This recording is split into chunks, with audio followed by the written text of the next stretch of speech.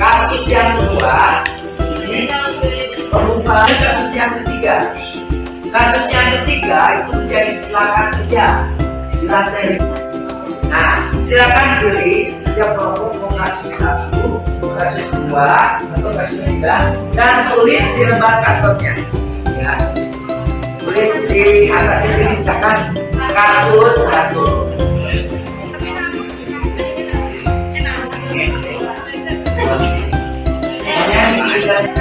Kemudian dua pertanyaan dari kasus yang melebihi. Pertanyaannya tulisnya di LKPD ya. Misalkan berkaitan dengan uji golongan darah dan kasus.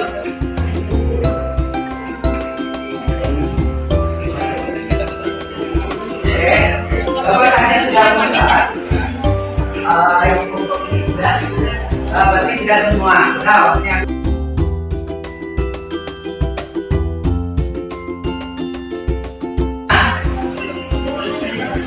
Nah, kalian silakan tentukan pembagian tugas. Siapa yang mau dicek darahnya? 2 orang, oke. Tapi nanti semua untuk yang dimasukkan darahnya nanti ada 4. 2 orang secara langsung, 2 orang secara virtual menggunakan virtual laboratori uji golongan darah yang sudah di-download kemarin ya. Nah, tentunya sesuai dengan hasil diskusi kelompok tadi. Ya,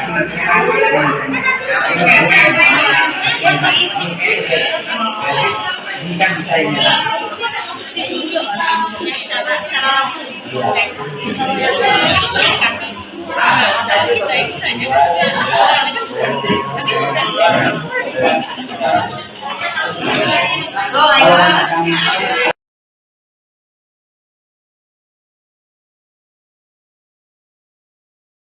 Tampilannya yang seperti ini ya. Pilih. Biasanya kita perlu darah pasien 1, 2,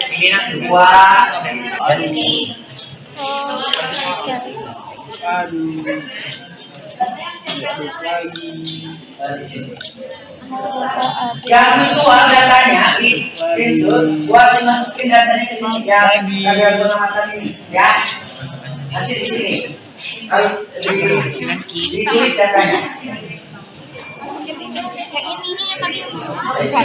Ya. Kadang-kadang emang habis masih banget.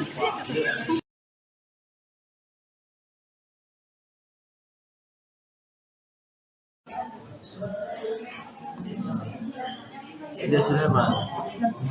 Kok beda sih? Iya lah, beda orang. Kan sama kasus.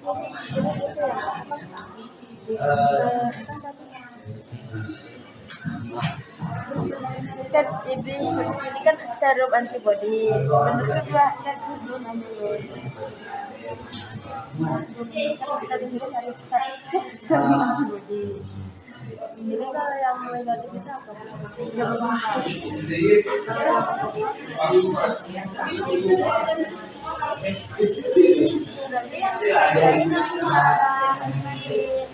Antibody yang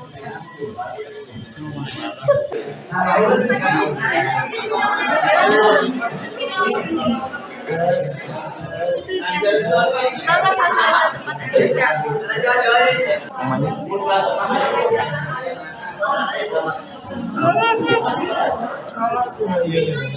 Biar netes dulu, jangan dulu di itu, biar keluar dulu yang banyak, 1 tetes gede gitu. Nah gitu, nah biar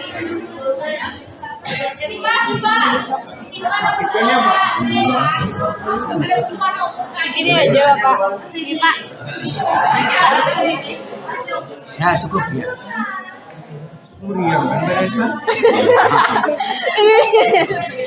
Gimana? Ini yang bisa. Mau kamu ini?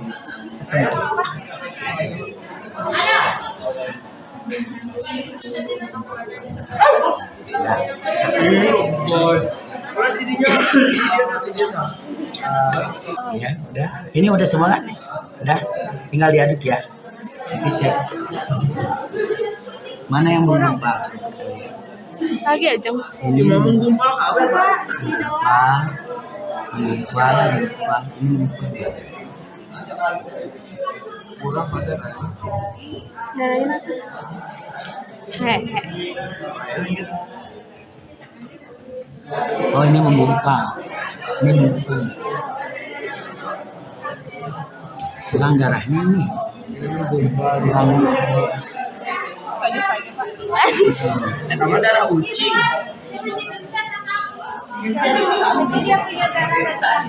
Kalau dipakai apa? Ya Pak.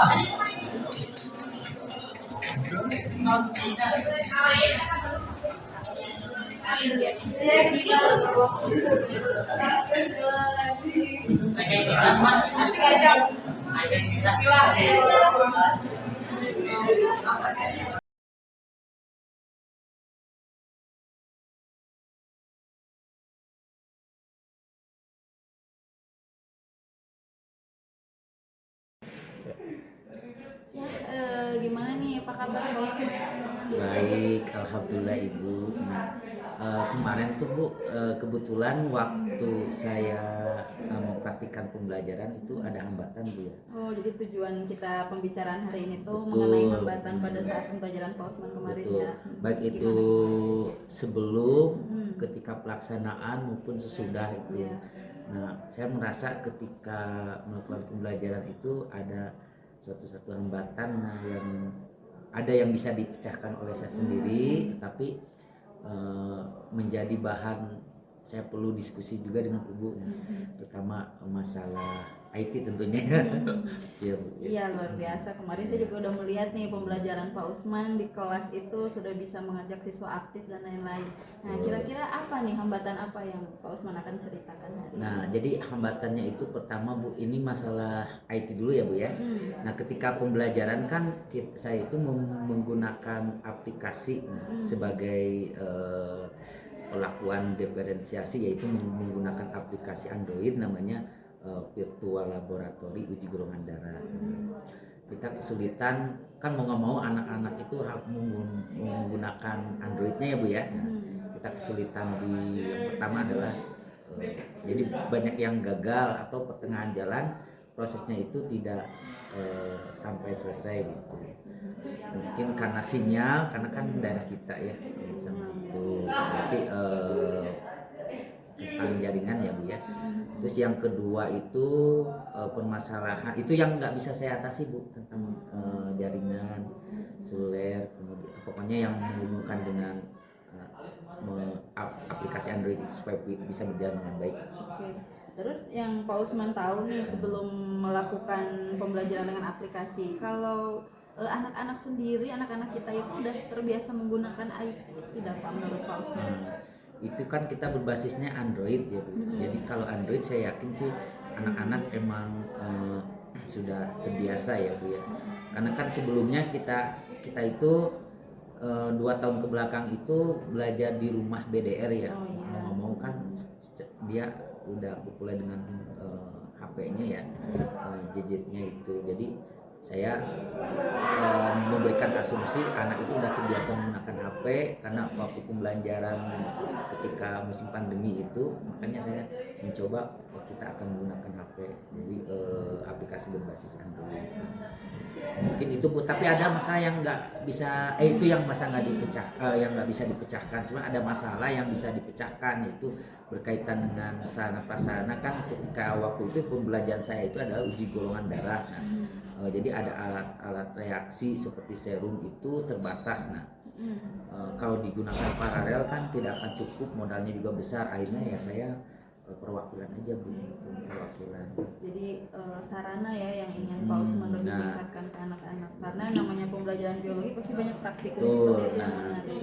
Kalau menurut Pak Usman nih, selama pembelajaran sejauh ini dalam rentang 1 sampai 10, kira-kira pembelajaran Pak Usman ini ada di nilai yang mana nih? Kalau menurut saya sih, kalau di rutannya dinilai 8 atau 9 mungkin ya. Ya, 8, 9. Dengan hambatan tadi ya, Betul. hambatannya mungkin hanya masalah sarana dan Jadi hambatannya juga tadi yang tadi bahan juga langsung ke Android itu adalah salah satu supaya tadi menangani supaya nggak terlalu bahan banyak keluar, jadi ya udah menggunakan aplikasi. Kalau menurut Pak Usman sendiri nih, mengajar yang ideal itu supaya anak-anak mampu menangkap dan tujuan kita tersampaikan itu seperti apa, Pak? Ya, menurut saya itu pembelajaran ideal itu yang pertama adalah yang berorientasi peserta didik, Bu. Jadi ketika anak-anak dilibatkan langsung, jadi pembelajaran itu tidak terasa ya. Ya, tentunya juga menarik. Jadi menarik itu menjangkau gaya belajar anak. Mungkin nanti ada yang visual, ada yang auditori, kemudian ada yang psikomotor. Nah, jadi kita harus bisa memfasilitasi ketiganya itu. Bisa menggunakan praktik atau misalkan menggunakan video tadi di depan tayangan atau Android, atau juga nanti kita siapkan LKPD. Jadi minimal bisa mencakup 3 itu. Terus rencana Pak Usman sendiri nih untuk menciptakan pembelajaran yang ideal tadi, kira-kira sejauh ini apa saja yang sudah dilakukan, Pak? Ya. Pertama saya melihat dulu mengadakan dulu tes diagnosis ya kan, berapa persen gitu anak yang psikomotor, auditori, visual. Nah, kemudian sudah itu kita akan membuat perangkat. Kalau misalkan visual, misalkan nanti kita buat cari video media berbasis visual gitu ya. Kemudian kalau audio berarti nanti ada suaranya ditekankan lebih jelas, dan psikomotor keterlibatan peserta didik langsung. Oke deh, kembali ke hambatan yang tadi Ya, ya, Pak ya, betul. dari segi sarana dan waktu. Nah, strategi apa nih yang sudah Pak Usman jalankan untuk mengatasi hambatan-hambatan tersebut? Untuk sarana, untuk sarana yang tadi misalkan kekurangan bahan gitu ya, makanya diambil perwakilan, tidak semua satu kelompok itu 2 orang, tapi sebagian lagi menggunakan aplikasi Android. Nah, ketemu lagi hambatan, ternyata sinyalnya kurang ya, nanti kita dengan temannya mungkin bisa saling berbagi lah, misalkan bisa jadi, atau satu HP bisa berdua.